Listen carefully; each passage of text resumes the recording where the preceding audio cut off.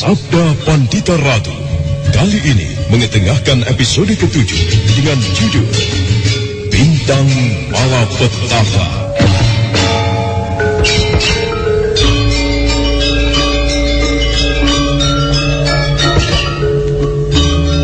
Dalam seri ke-193 ini dengan para pemain M. Abud sebagai Ken Arok, Nanang sebagai Senopati Diposari, dan Nevin sebagai Kebo Ijo, Andi Rishadi sebagai Brahmana Loh Gawe, dan pengantar cerita Asdi Suhastra.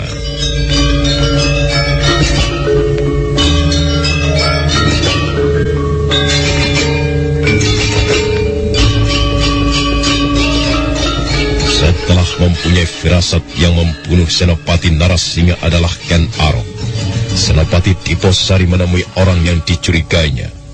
Namun setelah dia berhadapan dengan singa liar dari padang karautan itu, wajahnya jadi pucat karena kata-kata Ken Arok begitu tajam dan bernada menantang. Ken Arok tidak butuh basa-basi dalam bertindak. Berani mengusik, maka kubunuh orang itu. Apapun caranya, yang jelas orang itu harus mati. Tapi orang yang kau bunuh itu adalah orang yang tidak waras, Ken Arok. Aku tidak peduli dia waras atau tidak waras. Jika aku menginginkan orang itu mati, maka dia harus mati. Sudahlah Kakang Diposari. Sekarang apa yang kau inginkan? Bukankah kau sudah tahu siapa pembunuh Narasingha? Iya, aku sudah tahu. Dan sekarang pun kau harus tahu. Aku sedang menjalankan tugas dari aku Tunggul Ametung untuk mengusut tentang pembunuhan itu. Jika aku harus menangkapmu, itu semua aku lakukan karena tugas. Apakah kau sudah berpikir matang untuk menangkapku? Kalau kau sedang menjalankan tugas, lakukanlah. Tetapi kau harus ingat, Ken Arok tidak akan diam saja untuk ditangkap. Apalagi penangkapan itu menyangkut masalah dendamku terhadap orang-orang yang kubenci. Silahkan Kakang Diposari, tetapi jangan menyesal jika aku harus membunuhmu. Tapi jika kau ingin selamat, diam dan jangan berbuat apa-apa. Kau mengancamku? Tidak, itu hanya peringatan. Tapi kau harus tahu, aku tidak pernah main-main. Tidak kusangka kau berani bersikap demikian terhadap aku. Dan aku juga tidak menyangka bahwa kau tega mengkhianatiku. Padahal kau tahu siapa itu Ken Dedes. Ken Arok. Sambil mendesah tanpa bisa berbuat apa-apa, Senopati Diposari meninggalkan Ken Arok sendirian di baraknya. Malam larut dalam waktu semakin jauh. Rembulan tua telah bersetubuh dengan awan hitam. Sementara bintang-bintang hanya berkedip menyaksikan hal itu. Dan saat selanjutnya, fajar pun tersenyum dari punggung bukit. Di pagi yang cerah itu, Ken Arok berkuda meninggalkan Tumapel. Wajahnya nampak masih mengguratkan kekecewaan dan dendam yang dalam.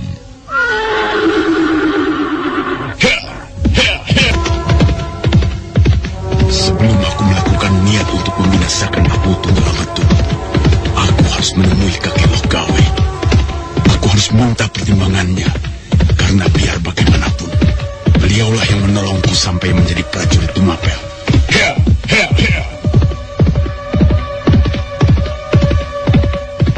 Apa yang kuinginkan? Dan bukankah beliau sendiri yang menyuruhku untuk menemui Ken Dedes waktu itu? Berarti secara tidak langsung, jodohku dengannya tidak bisa dihalangi. Aku rasa kakek Loh Gawe pun akan kecewa kalau tahu Ken Dedes dinikahi Tunggul Ametung. Iya, aku yakin suatu saat Ken Dedes akan jadi milikku dan Tunggul Ametung akan terkapar di tanganku.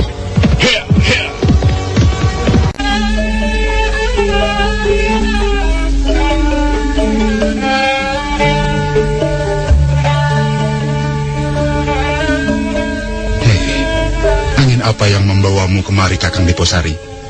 Tidak biasanya kau berkunjung kemari. Kebo Ijo, apakah rumahmu dilarang untuk kukunjungi sehingga kau berkata begitu? Keseriusanmu ternyata masih saja mendekam dalam dirimu, Kakang. Aku bercanda. Ayo masuk, kita bicara di dalam. Ya, udara di luar lebih sejuk. Aku kira kita ngobrol di sini saja. Kau tidak keberatan, bukan? Sejak kapan aku merasa tidak senang dengan kehadiran Kakang? Di mana saja Kakang mau untuk berbincang-bincang, akan kuturuti. Silakan Kakang. Iya, terima kasih Adi. Istirahatlah dulu yang tenang Kakang. Aku mau ke dalam sebentar. Sudahlah. Jangan repot-repot, seperti orang lain saja. Justru karena Kakang bukan orang lain, maka aku akan memperlakukannya secara istimewa. Duduk sajalah, aku hanya sebentar. Kebetulan tadi masih ada persediaan makanan. Adi. Biasanya kalau Kakang datang menemuiku, mesti ada sesuatu. Kalau boleh aku tahu, apakah Kakang sedang mempunyai beban? Adi, hatiku sekarang sedang gelisah. Tumapel sepertinya akan diliputi kabut. Apa maksud Kakang? Bahaya sedang mengancam aku. Apakah Kakang mengetahui ada sebuah gerombolan yang akan merobohkan singgasana aku? Bukan segerombolan, tetapi bahaya yang akan dihadapi aku datangnya dari seseorang. Dari seseorang? Rasanya tidak masuk di akal. Iya, jika kau belum mengetahuinya, memang tidak masuk di akal. Adi, kau masih ingat Ken Arok? Ken Arok? Iya. Iya. Aku masih ingat Kakang. Dia seorang prajurit baru yang langsung mendapat kepercayaan untuk menjadi pimpinan pengawal pribadi aku. Apakah dia yang akan mencelakakan aku, Bu? Iya. Lalu, dari mana kau tahu bahwa dia yang akan mencelakakan aku, Bu? Ada sebuah peristiwa yang membuat aku curiga terhadapnya. Barangkali kau belum tahu bahwa aku baru saja melangsungkan pernikahan. Iya, aku memang belum tahu. Kenapa Kakang tidak memberi kabar padaku?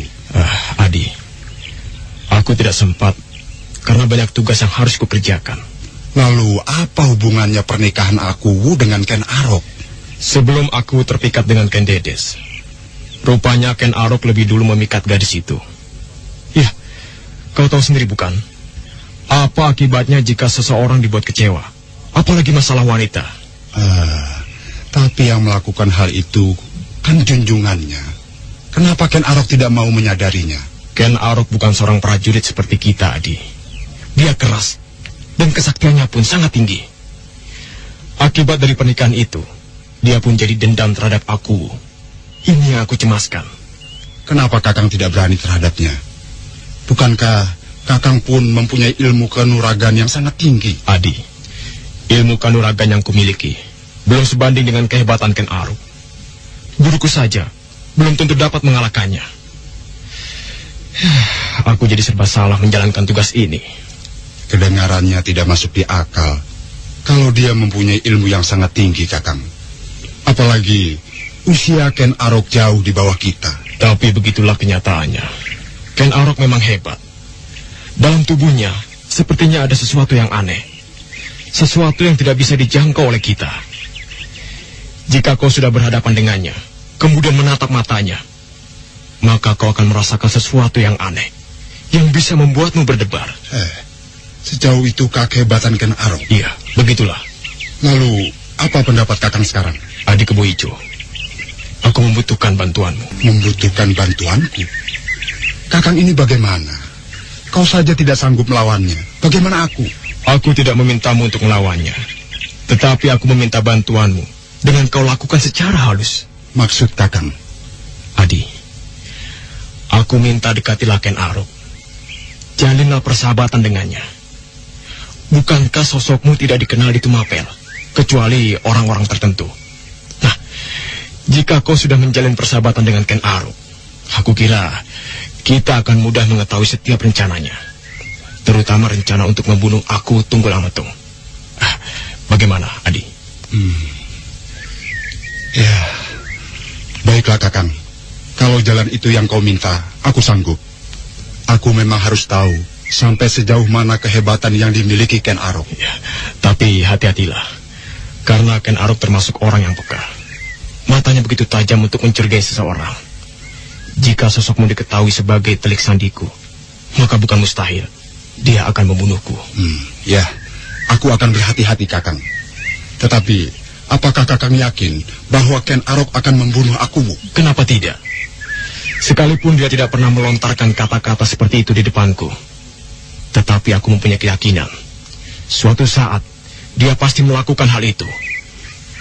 Narasinga yang baru mendekati Ken Dedes saja sudah dibunuh secara mengerikan. Apalagi aku yang telah menikahinya. Oh, jadi Narasingha telah tewas? Iya, dia tewas dibunuh Ken Arok karena telah berani mendekati Ken Dedes. Gila, sungguh kejam sekali. Lalu sekarang bagaimana, Kakang? Apakah aku akan kita beritahu bahwa ada bahaya tengah mengancamnya? Tidak usah, Adi. Kita tidak perlu memberitahunya, karena saatnya belum tepat. Baiklah kalau begitu, Kakang. Kakang, diminum dulu airnya. Iya. Aku sampai lupa mempersilakan. Iya, Adi. Ayo, Kakang. Iya.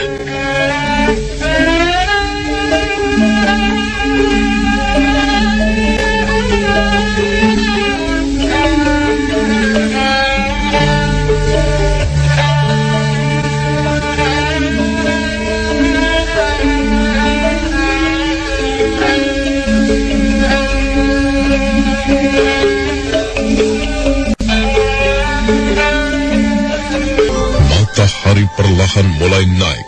Sinarnya terasa sejuk menerpa pepohonan di sepanjang jalan. Setelah berkuda beberapa saat lamanya, Ken Arok akhirnya sampai di pondok Brahmanaloh Gawe, kakeknya. Suasana masih kelihatan sejuk. Angin berhembus mempelai batang-batang pohon. Beberapa lembar daun nampak luruh ke tanah. Ken Arok. Terimalah hormatku, kakek. Iya, ku terima. Ayo, silakan duduk. Bagaimana kabarmu? Kelihatannya kau sedang kecewa. Iya, kek. Aku memang sedang kecewa. Dan orang yang mengecewakan aku adalah Tunggul Ametung. Jaga kesopananmu. Kenapa kau begitu kasar menyebut nama junjunganmu? Aku tidak peduli. Kalau perlu kubunuh orang itu, dia tidak pantas menjadi junjungan Ken Arok. Nanti dulu. Ada apa ini sebenarnya? Kenapa tiba-tiba kau jadi tegang tanpa mau menjelaskan terlebih dahulu persoalannya? Ada apa? Tunggul Ametung telah menikahi Ken Dedes. Aku, Tunggul Ametung, telah menikahi Ken Dedes. Bagaimana dia bisa kenal dengan anak-anak Empu Purwa? Baiklah, aku akan menceritakan kejadian yang sebenarnya. Ken Arok segera menceritakan kejadian yang sebenarnya. Dari pertama dia ditugaskan ke hutan Pelampangan, sampai pada 2 orang senopati yang telah mengkhianatinya. Brahmanaloh Gawe tercenung. Dia tidak menduga kalau perjalanan hidup Ken Arok yang direkanya meleset dari kenyataan. Tak berapa lama kemudian, demikianlah kejadian yang sebenarnya, kek. Iya. Tetapi terus terang aku tidak setuju jika kau berniat membunuh aku, Tunggal Ametung. Kalau aku tidak membunuhnya, lalu bagaimana dengan perjalanan hidupku yang telah digariskan oleh para dewa? Bagaimana kau bisa tahu bahwa para dewa telah menggariskan perjalanan hidupmu? Dan bagaimana kau bisa tahu bahwa Ken Dedes harus menjadi milikmu? Pertanda yang kami bawa adalah satu bukti bahwa para dewa menghendaki kami bersatu. Dan aku juga mempunyai firasat bahwa Ken Dedes harus menjadi istriku. Tidak, cucuku. Itu hanya dugaanmu saja. Semula aku juga mempunyai petunjuk sesuai pertanda yang kalian miliki. Tetapi setelah aku lihat dan kenyataan yang kita hadapi ternyata lain. Rupanya Yang Maha Agung telah memberikan satu kehebatannya, bahwa dia tidak ingin disamakan. Dan perjalanan manusia tidak bisa diterima kenyataan yang jelas kita hadapi. Dan jangan sekali-kali menentangnya. Kenapa kakek tidak mendukung apa yang kuinginkan dan tidak membelaku sesuai apa yang harus terjadi? Semua sudah terjadi dan aku tidak bisa mendukung niat jahatmu. Membunuh adalah perbuatan jahat. Apalagi jika orang yang akan kau bunuh itu tidak berbuat salah. Tapi ia telah menikahi Ken Dedes. Apa itu bukan berarti dia telah berbuat salah? Dan apakah Tunggul Ametung berhak menikahinya? Siapa bilang dia tidak berhak? Kau harus ingat, dan rejeki Sang Pencipta yang menentukan, bukan manusia. Kalau aku tiba-tiba telah menikahi Ken Dedes, itu berarti sudah menjadi kehendak Yang Maha Agung, dan kau tidak berhak untuk menentangnya. Ken Arok kelihatan kecewa sekali mendapat tanggapan dari Brahmana Loh Gawe. Sekalipun dia berusaha menenangkan niatnya, tetapi lelaki tua itu tetap memasrahkan bahwa perjalanan hidup ditentukan oleh Sang Pencipta. Ken Arok menatap hambar. Kekecewaannya terasa semakin dalam saja.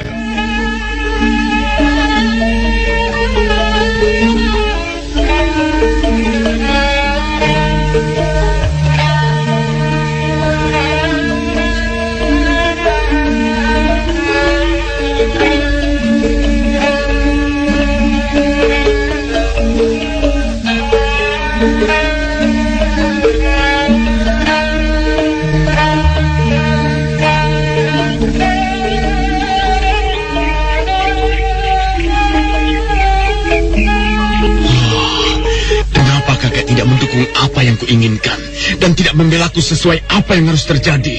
Semua sudah terjadi. Aku tidak bisa mendukung niat jahatmu. Membunuh adalah perbuatan jahat. Apalagi orang yang akan kau bunuh tidak berbuat salah. Tapi Tunggul Ametung telah menikahi Ken Dedes. Apa itu bukan berarti dia telah berbuat salah? Dan apa dia berhak menikahi gadis yang seharusnya jadi milikku? Siapa bilang dia tidak berhak? Kau harus ingatkan, Arok. Jodoh, pati, dan rejeki Sang Pencipta lah yang menentukan, bukan manusia. Kalau aku tiba-tiba menikah dengan Ken Dedes, itu berarti sudah menjadi kehendak Yang Maha Agung. Dan kau tidak berhak untuk menentangnya. Jika kau tetap melakukannya, maka dosa akan melumuri tubuhmu, Ken Arok. Kenapa sesuatu yang kuinginkan jadi berubah? Rasanya aku tidak bisa menerima begitu saja. Aku harus melakukan sesuatu, Kek. Terserah. Kalau ada apa-apa, aku tidak ingin ikut campur. Kakek, pikirkanlah sebelum bertindak, sebelum segalanya jadi penyesalan. Nah, sekarang kembalilah dan jernihkan pikiranmu. Kalau kau masih ingin mendengarkan kata-kata kakekmu, itu berarti kau masih ingin mengenalku. Kembalilah dan biarkan apa yang telah terjadi. Baiklah. Aku akan kembali, Kek. Mudah-mudahan saja aku bisa menjernihkan pikiran. Aku mohon diri. Hadapilah semua itu dengan kebesaran hatimu. Jodoh tak akan kemana-mana. Pasrahkan saja segalanya pada Yang Maha Agung. Ya, Kek. Permisi.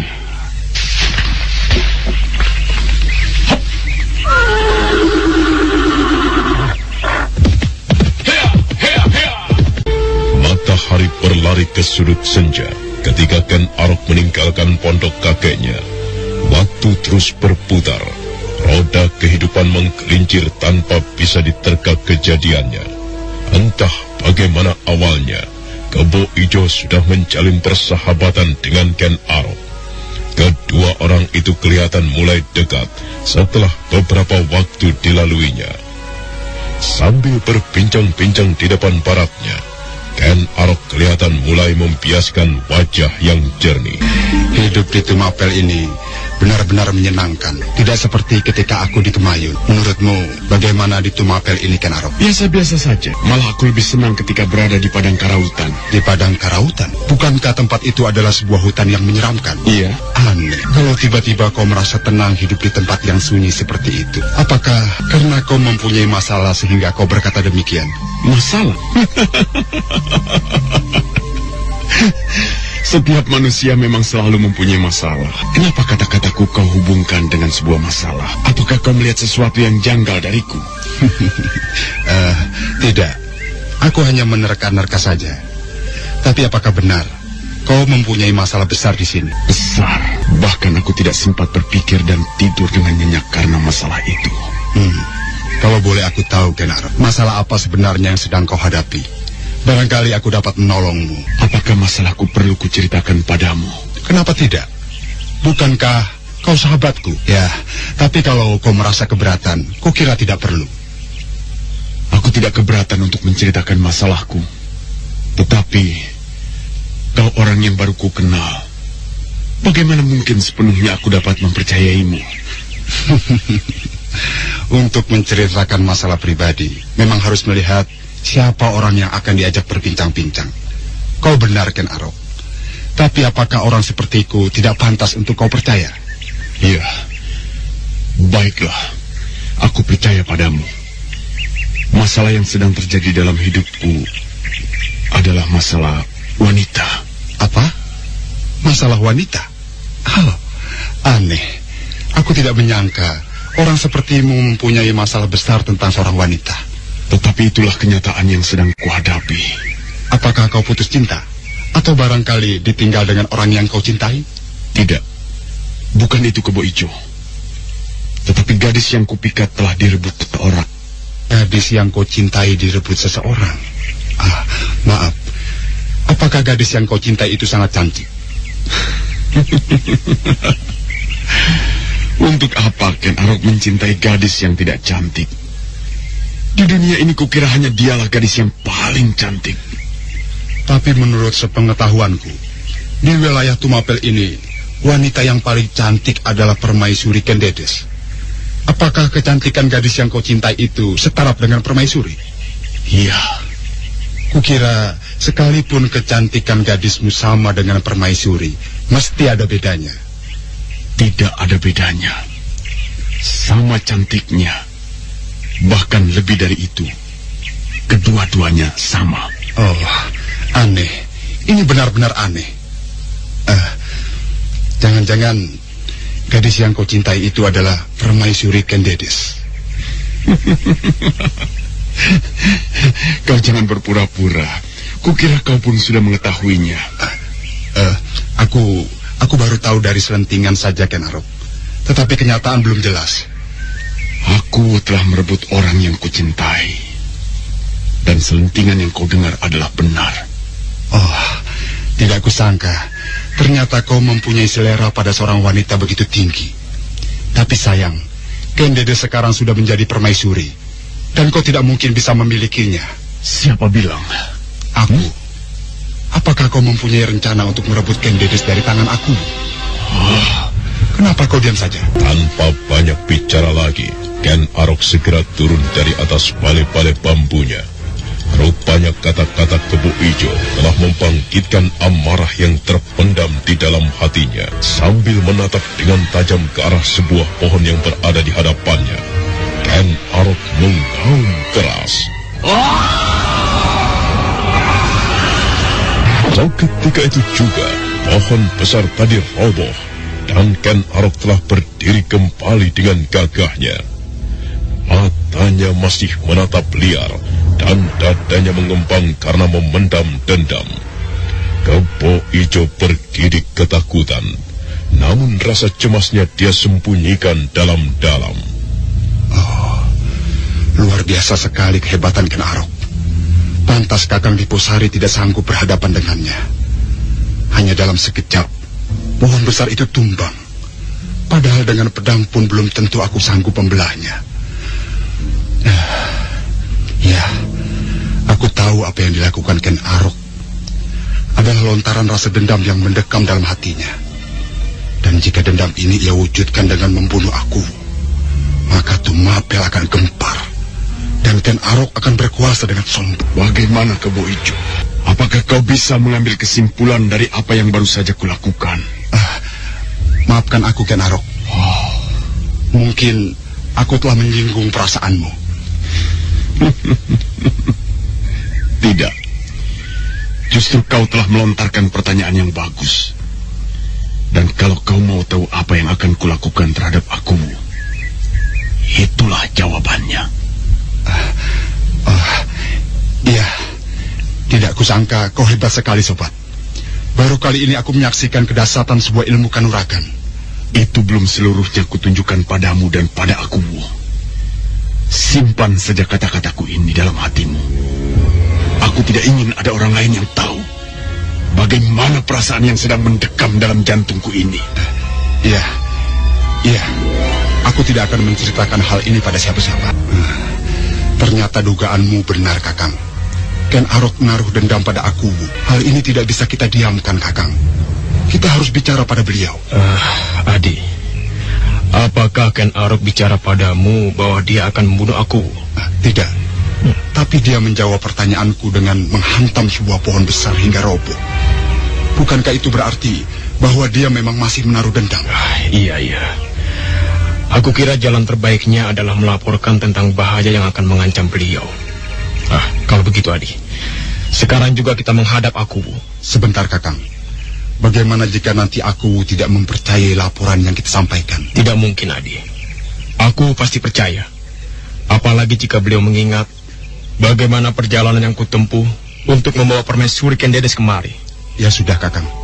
Kalau begitu, ayolah kita menghadap.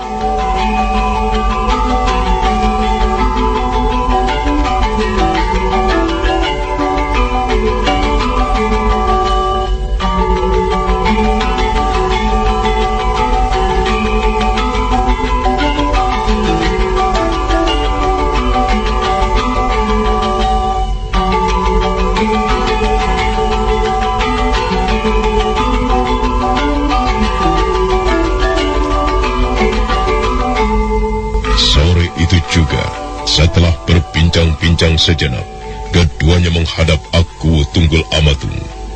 Senopati Diposari dan Kebo Ijo diterima oleh penguasa Tumapel itu di ruangan utama.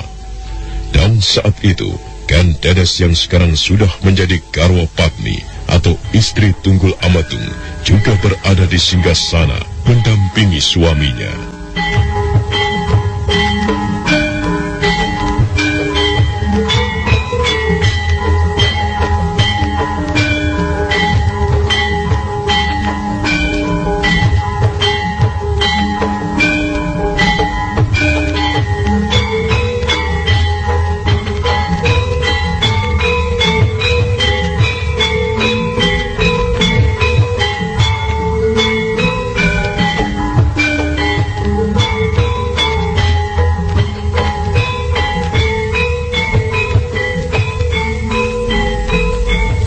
Terimalah sembah kami, tuanku. Ku terima. Silakan duduk. Ada berita apakah sehingga kalian menghadapku? Ampun, tuanku. Hamba menghadap karena didorong oleh rasa tanggung jawab atas keselamatan tuanku. Hamba ingin menyampaikan sesuatu yang menyangkut ketenangan tuanku. Ada apakah gerangan Diposari? Aku tidak mengerti kenapa kau menyampaikan sesuatu yang membuatku bertanya-tanya. Tuanku, kehadiran hamba di sini bukan untuk membuat tuanku gelisah, tetapi tuanku aku memang sedang diancam bahaya.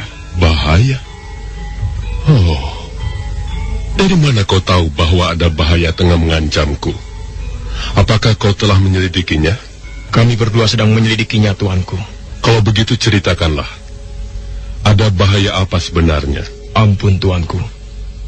Jika tuanku memperkenankan, kami hanya ingin bicara dengan tuanku saja. Benar, tuanku. Hamba khawatir jika Tuan Permaisuri ikut mendengarkan, Tuan Permaisuri akan cemas. Tidak, permaisuriku tidak akan cemas. Sampaikan saja apa yang ingin kalian sampaikan. Kalian tidak perlu merasa janggal karena ada permaisuriku. Baiklah, tuanku. Jika memang Tuan Permaisuri ingin terlibat dalam pembicaraan ini, bahaya yang mengancam tuanku datangnya dari Ken Arok. Ken Arok? Tunggul Amatung mendesah, tetapi di wajahnya tidak terlihat rasa khawatir sedikitpun. Kecuali Ken Dedes yang memang sudah mengetahui siapa Ken Arok itu. Permaisuri cantik itu berdebar, wajahnya kelihatan tegang. Dia khawatir apa yang dikatakan oleh Senopati Diposari akan menjadi kenyataan. Bagaimana kau bisa tahu bahwa Ken Arok adalah bahaya besar bagiku? Ampun tuanku. Bukankah tuanku tahu, sebelum Tuan Putri Kendedes menjadi Garmot Patmi tuanku, Ken Arok begitu menginginkan Tuan Permaisuri untuk menjadi kekasihnya.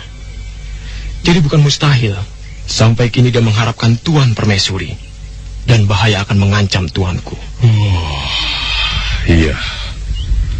Masalah tentang Ken Arok yang menginginkan permaisuriku waktu itu. Aku sudah mengetahuinya. Bahkan seluruhnya. Permaisuriku sudah menceritakan yang sebenarnya.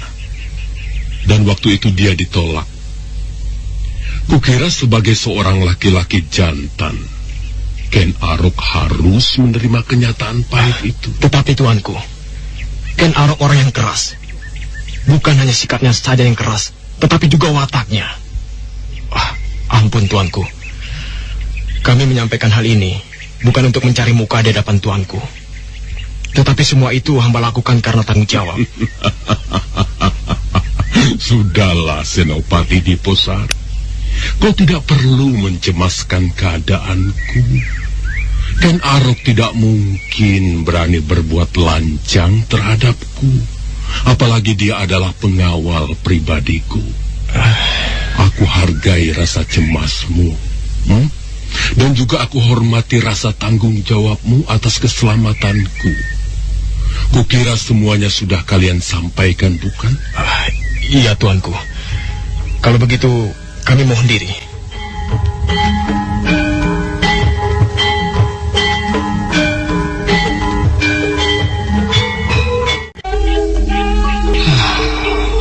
Aku kecewa sekali atas tanggapan aku dengan laporan kita. Beliau hanya biasa-biasa saja, tanpa menunjukkan rasa cemas sedikit pun. Iya, beliau terlalu percaya diri bahwa Ken Arok tidak berbahaya. Lalu sekarang apa yang akan kita lakukan, Kakang? Adik Kebo Ijo, mungkin kita harus bertindak sendiri. Maksud Kakang? Maksudku, kita melakukan tugas ini tanpa harus menunggu perintah dari aku. Dan yang paling penting adalah kau. Kau harus bisa mengetahui apa rencana Ken Arok sampai sejauh-jauhnya. Lengah saja sedikit, maka nyawa aku Tunggul Ametung taruhannya. Iya, Kakang. Aku akan terus berusaha dekat dengannya. Kalau kita mengetahui apa rencananya, dengan begitu kita dapat menggagalkannya. Benar. Kalau perlu, redakanlah dendam yang mendekam di hatinya. Apapun langkah yang tepat dan baik akan kulakukan, Kakang. Iya. Mudah-mudahan saja kita dapat menjaga keselamatan junjungan kita. Diajeng, kuperhatikan sejak tadi kau termenung saja. Ada apa? Apakah kau mulai tidak kerasan berada di istana ini? Kenapa Kanda menduga demikian? Aku hanya khawatir, Diajeng. Ya, siapa yang tidak resah jika istri yang dicintainya termenung begitu saja, tanpa mau menjelaskan apa yang dipikirkannya. Kanda, Ya, hamba diam dan termenung karena memikirkan kata-kata Senopati Diposari. Hamba kira Kanda perlu mempertimbangkannya, karena hal seperti itu bisa saja terjadi. Apalagi hamba tahu benar siapa itu Ken Arok. oh, dorongan apa yang menyebabkan kau berkata demikian, Dinda? Hamba mencemaskanmu, Kanda. Hamba takut kehilanganmu. Benarkah apa yang kau katakan? Kenapa tidak? Oh, Sebelum hamba menjadi permaisuri, Kanda boleh tidak percaya. Tetapi sekarang, setelah segalanya hamba ketahui, terutama hati Kanda, hamba kira Kanda tidak perlu meragukan ketulusan hati hamba. Hamba mencintai Kanda dengan sepenuhnya. oh, Dinda. Baru kali ini aku merasakan kebahagiaan yang tiada tara. Dan baru kali ini kau berkata cinta padaku. Ya, aku percaya padamu. Tapi kukira tidak mungkin jika Ken Arok akan berbuat jahat kepadaku, Dinda. Apakah Kanda yakin bahwa Ken Arok tidak akan melakukan apa-apa terhadapmu? Kenapa tidak? Ken Arok cuma seorang prajurit. Pangkat yang kuberikan pun belumlah tinggi. Bagaimana mungkin dia akan berbuat macam-macam? Perasaan-perasaan cemas seperti itu jangan terlalu dituruti, Dinda. Kalau kita terlalu larut dalam hal-hal yang belum tentu terjadi, akibatnya kita akan selalu cemas dan takut. Aku percaya pada Ken Arok bahwa dia seorang prajurit yang baik, Dinda, dan mengabdi sepenuhnya kepadaku. Tapi hamba mencemaskannya, Kanda. Sudahlah, sebaiknya buang jauh-jauh perasaan seperti itu. Tidak bisa, Kanda. Sebelum Kanda berhati-hati menghadapi suasana. Baiklah. Aku akan hati-hati menghadapi segala kemungkinan. Jangan melakukan sesuatu hanya karena terpaksa atau iba karena hamba. Tetapi lakukanlah dengan keinginan hati. Aku bersikap hati-hati tidak karena terpaksa, Dinda. Kau percaya bukan dengan kata-kataku? Ya, baiklah. Hamba percaya. Atau kau menginginkan aku memanggilkan Arok agar kita tahu sampai sejauh mana perasaannya atas pernikahan kita? Hamba menyerahkan segalanya pada Kanda. Kalau memang itu cara yang terbaik menurut Kanda, silakan. Baik. Besok aku akan memanggilkan Arok. Tetapi Dinda harus mendampingiku. Hamba, Kanda. Hari sudah jauh malam, Dinda. Kita istirahat dulu ya. Iya, Kanda. Malam terus mengalir tanpa bisa dicegah. Kebahagiaan aku Tunggul Amatung juga tak dapat dilukiskan. Dan Dedes rupanya telah mengabdikan diri sepenuhnya terhadap suaminya. Malam menepi semakin jauh. Dan akhirnya Sang Bagaskara pun tersenyum dari celah-celah pebukitan.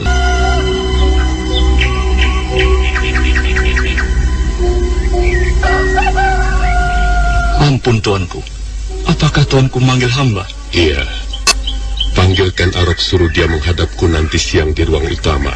Hamba, tuanku. Apakah ada pesan lain untuknya, tuanku? Tidak. Hanya itu saja. Kalau begitu, hamba mohon diri, tuanku. Ya, pergilah. Ken Arok. Benarkah dia akan berbuat jahat padaku? Kukira tidak. Apalagi dia belum pernah menjalin hubungan dengan permaisuriku sebelumnya. Kecemasan permaisuriku dan juga Senopati Diposari, kukira tidak beralasan. Ya, tapi biar bagaimana, aku harus menghargainya. Dan apa salahnya jika aku waspada?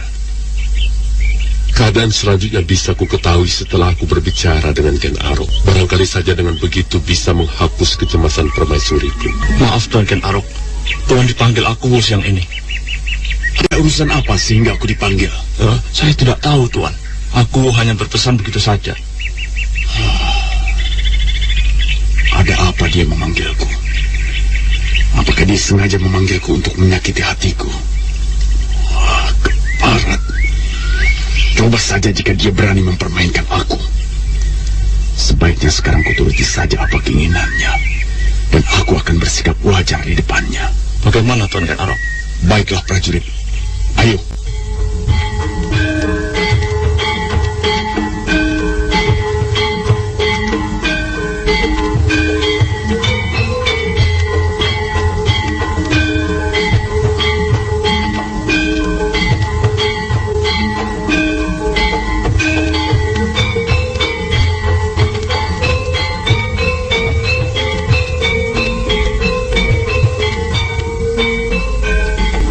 Tuanku, hamba menghadap.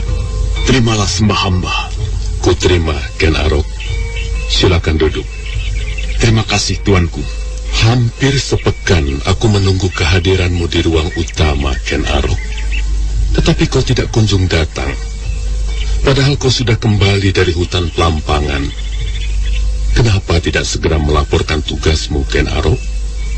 Hamba memang sengaja untuk tidak melaporkannya dulu, tuanku. Kenapa? Aku kira kau pun sudah tahu bahwa aku menunggu laporanmu.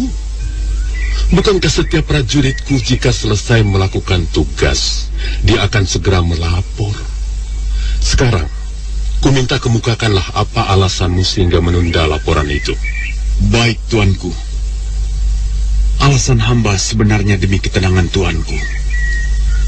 Bukankah pada saat-saat seperti ini, tuanku sedang menikmati bulan madu bersama tuanku Permaisuri? Apalagi, hamba berpendapat bahwa persoalan para perampok di hutan Pelampangan hanya soal kecil yang tidak patut mengganggu kebahagiaan tuanku. Tidak, Ken Arok. Persoalan para perampok itu bukan persoalan kecil. Sebagaimana berat ataupun ringan, jika aku telah memberikan tugas, maka wajib dilaporkan setelah tugas itu selesai, tanpa harus menunda-nunda waktu. Oh, kau telah melakukan kesalahan besar, Ken Arok. Ampunkanlah hamba, tuanku. Hamba menyadarinya kalau memang sikap hamba salah. Sekarang aku ingin dengar bagaimana laporanmu. Baik, tuanku. Jumlah para perampok yang bersembunyi di hutan itu sekitar 20 orang. Yang membangkang terpaksa kami bunuh, dan selebihnya menyerahkan diri. Kemudian kami bawa ke Tumapel untuk segera dihadapkan kepada pejabat adiaksa. Diadili sebagaimana hukum yang berlaku dan sesuai apa yang dilakukan mereka. Bagus. Aku senang kau berhasil melakukan tugasmu. Ya, ternyata tidak sia-sia apa yang dikatakan Paman Lohgawe, bahwa kau seorang laki-laki yang hebat. Aku bangga mempunyai prajurit sepertimu, Ken Arok, dan aku pun berharap di saat-saat selanjutnya kau dapat melakukan tugasmu dengan baik. Dan di samping itu, aku juga berharap kau mengabdi sepenuhnya padaku. Hamba, tuanku. Tunggul Ametung tidak akan melupakan jasa-jasamu, dan suatu saat aku pun harus memperhatikan jabatanmu, Ken Arok. Terima kasih, tuanku. Ken Arok, sekarang aku ingin membicarakan soal lain. Tetapi sebelum itu aku menginginkan kau bersikap terbuka. Aku paling senang jika orang yang bicara denganku adalah orang yang terbuka. Apalagi pembicaraan ini menyangkut masalah pribadi. Bagaimana, Ken Arok? Ya, hamba memang paling senang bersikap terbuka. Karena dengan demikian, kita akan saling mengetahui isi hati kita masing-masing. Benar, memang itu yang kumaksudkan. Namun aku juga menggarisbawahi, janganlah dari pembicaraan ini melahirkan rasa sakit hati. Kukira kau pun mengerti. Bagaimana? Hamba mengerti, tuanku. Bagus. Ken Arok, kau kenal dengan permaisuriku ini? Hati Ken Arok berdebar, jantungnya berdetak, seolah-olah tidak dapat dikendalikan. Tanpa berani menengadahkan wajahnya, pemuda tampan dari padang karautan itu diam saja. Melihat hal itu, aku Tunggul Ametung tersenyum tipis. Bagaimana, Ken Arok? Kenapa kau diam saja? Apakah kau masih belum bisa bersikap terbuka? Atau barangkali kau memang tidak mengenal permaisuriku ini? Ampun, tuanku. Hamba mengenal Garwa Patni, tuanku. Sejauh manakah kau mengenalnya? Tuan Permaisuri Kendedes adalah putri seorang empu yang tinggal di desa Panawijen. Empu itu bernama Empu Purwa. Oh. Lalu bagaimana perasaanmu terhadap permaisuriku? Ampun, tuanku. Apakah pantas jika hamba menjelaskan bagaimana perasaan hamba terhadap Tuan Permaisuri? Kenapa tidak? Bukankah kita sudah bicara untuk saling terbuka? Bicara saja. Aku tidak akan tersinggung, apalagi untuk sakit hati, Ken Arok. Baiklah, tuanku. Silakan. Beberapa waktu yang lalu ketika Tuan Permaisuri masih berada di desa Panawijen, hamba memang tertarik dan berniat memperistri. Seperti halnya Senopati Narasinga dan juga Senopati Banjarsari begitu mengkebu-kebu untuk mendapatkan Permaisuri. Tetapi itu beberapa waktu yang lalu. Dan sekarang, gadis yang bernama Kendedes itu sudah menjadi permaisuri, menjadi Garwa Patni, tuanku. Saat itu memang bukan kesalahanmu, Ken Arok. Atau kesalahan siapa saja yang tertarik pada kecantikan permaisuri Kendedes. Karena istriku waktu itu belum menjadi milik siapa-siapa. Iya kan?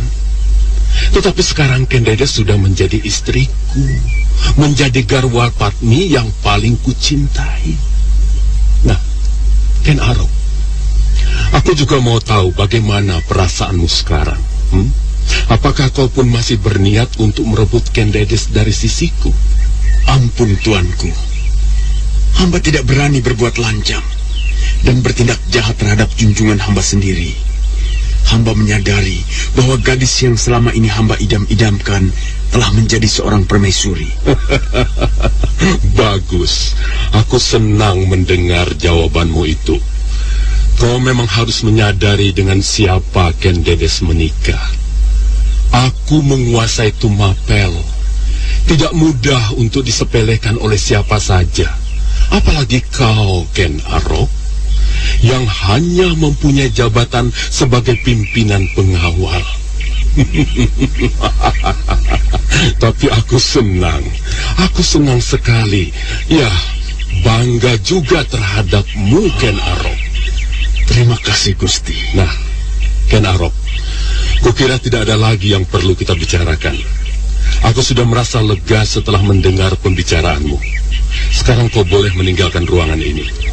Terima kasih. Hamba mohon diri, tuanku. Silakan. Jahanam, kau tunggu amat tunggu. Jahanam! Aku memang harus membunuhmu.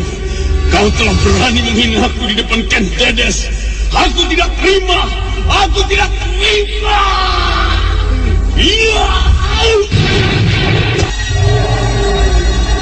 Jangan kau pikir aku akan tinggal diam, Tunggul Ametung. Sekarang aku akan berusaha menahan diri. Tapi nanti, justru saat kau harus menerima pembalasan dariku.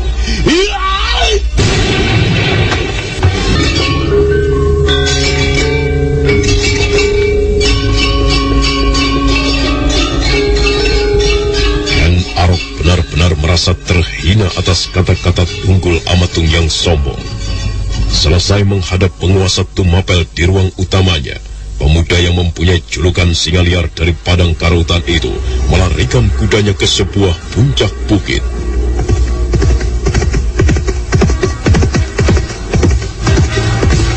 Dari atas puncak bukit itulah, Ken Arok mencoba melampiaskan amarahnya. Sambil menatap tajam ke arah di mana istana Tumapel berada, Ken Arok berteriak keras.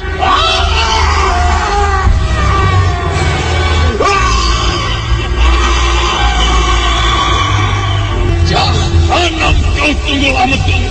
Jahanam! Aku memang harus membunuhmu. Kau telah berani menghinaku di depan Ken Dedes. Aku tidak terima. Aku tidak terima. Jangan kau pikir aku akan tinggal diam, Tunggul Ametung. Sekarang aku akan menahan diri. Tapi nanti, suatu saat kau harus menerima pembalasan dariku. Kembali Ken Arok menghantam bongkahan-bongkahan batu besar itu hingga hancur. Suaranya menggema ke sudut-sudut bukit, membuat burung-burung yang bertengger di batang pohon terbang ketakutan. Setelah beberapa saat melampiaskan kemarahannya, Ken Arok kemudian bersandar di sebuah pohon. Dadanya masih kembang-kempis membuang lelah. Baiklah, aku akan menahan diri dengan sabar. Aku harus menunggu saat yang tepat untuk merebut Ken Dedes. Apapun rintangannya akan kutempuh. Karena nafas Ken Dedes telah kurai dan kusenggama di bulan merah.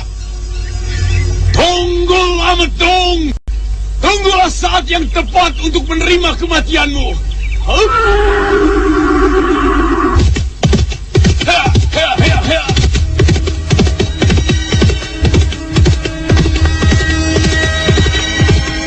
Kita tinggalkan sejenak kemelut yang sedang dihadapi oleh Ken Arok.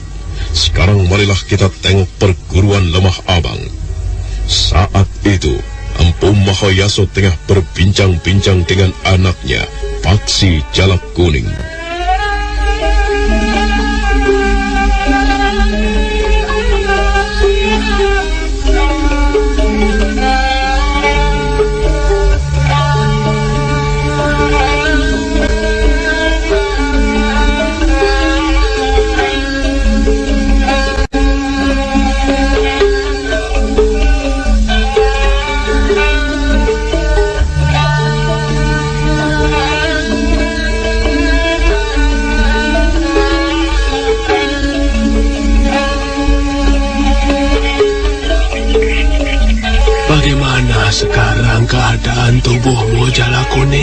Saya sudah tidak merasakan apa-apa lagi, Ayah.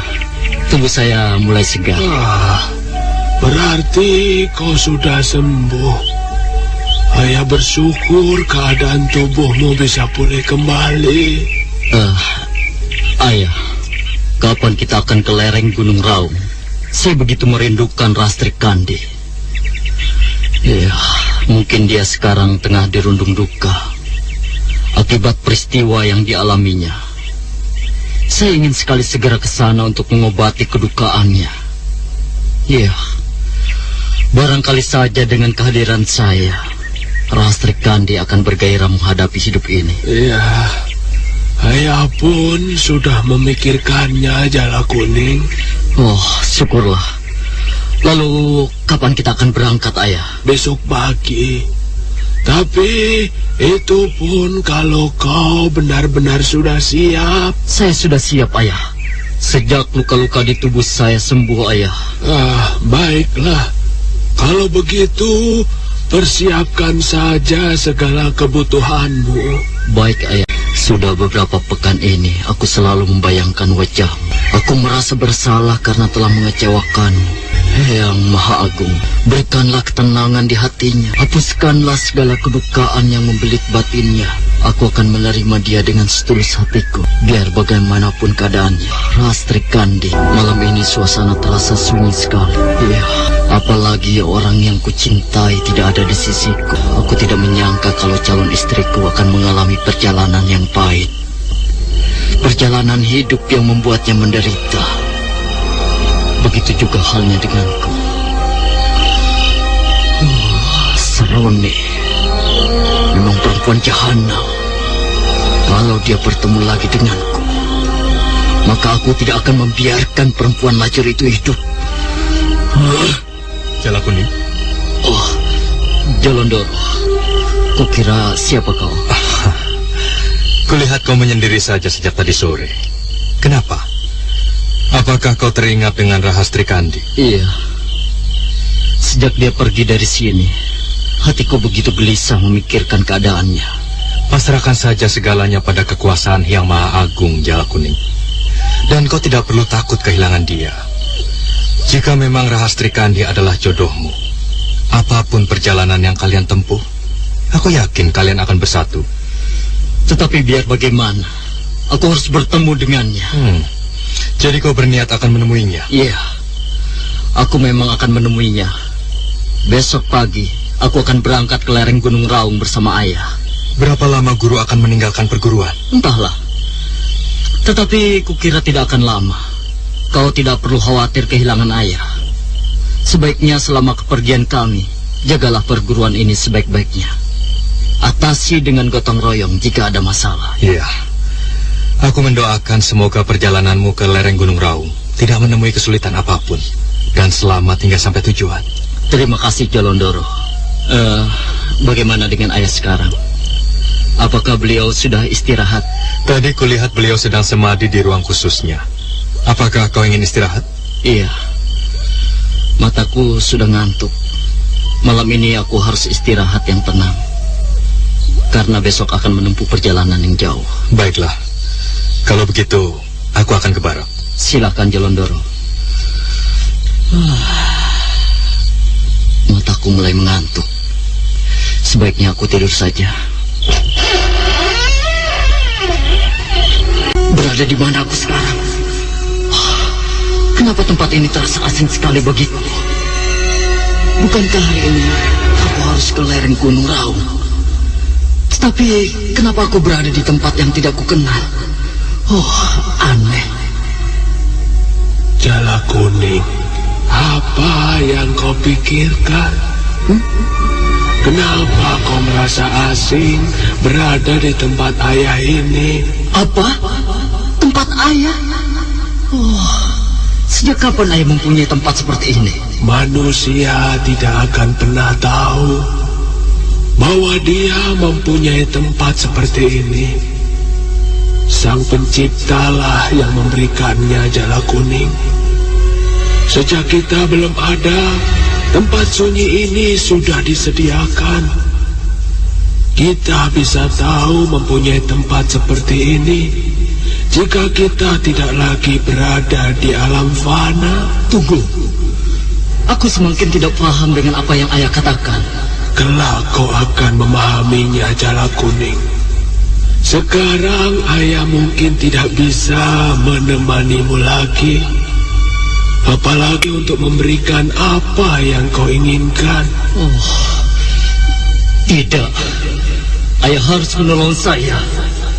Bagaimana mungkin saya bisa bertemu dengan Rastri Kandi dan orang tuanya kalau ayah tidak menolongku? Ayah jangan berkata begitu.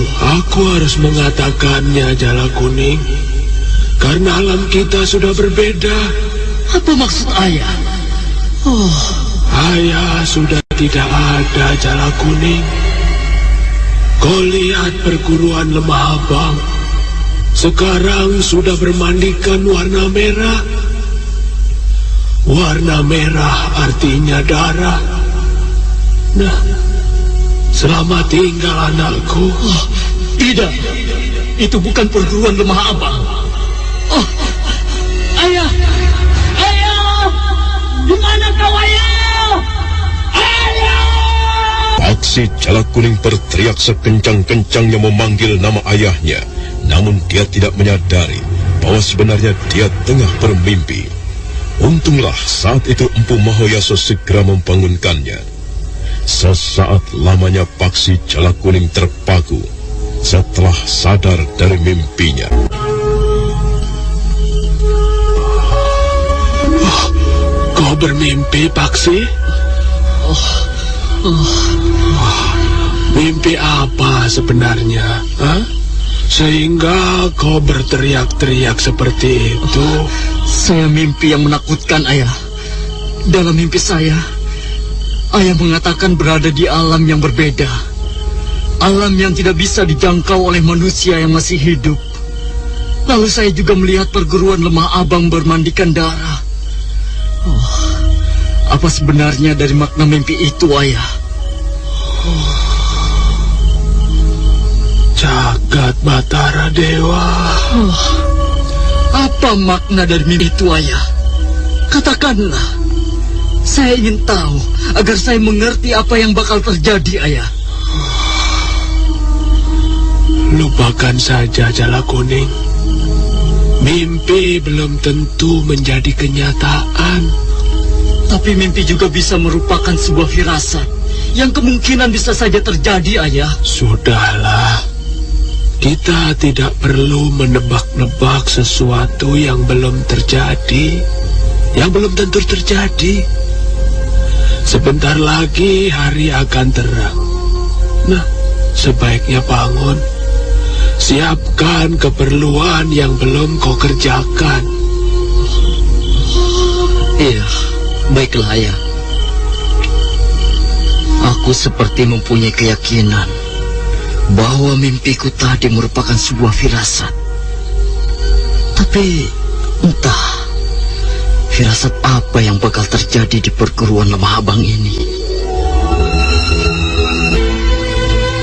Jolondoro, aku menugaskan kau untuk menjaga perguruan ini selama aku pergi.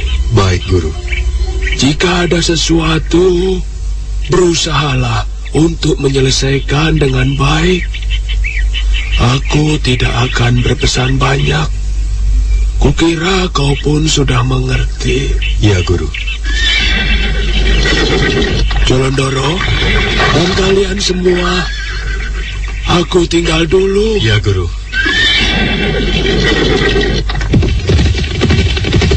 Pagi itu juga, Paksi Jala Kuning dan ayahnya meninggalkan perguruan Lemah Abang untuk menuju lereng Gunung Raung.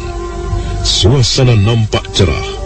Keduanya berkuda menyusuri jalan setapak yang masih dibasahi embun. Sementara fajar pagi belum beranjak dari punggung bukit.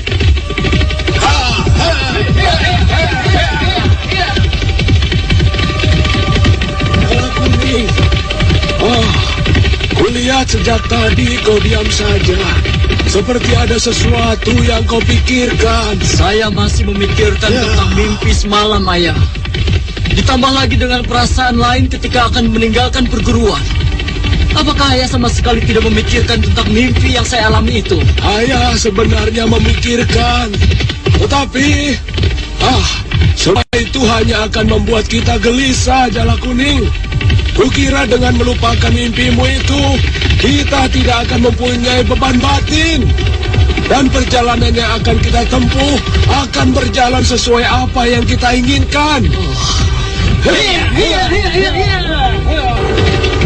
Ayah, bagaimana kalau kita berhenti sebentar? Ada apa, Jala Kuning? Kenapa kau ingin berhenti? Entahlah, ayah. Saya cuma ingin berhenti. Atau barangkali kau lelah? Tidak.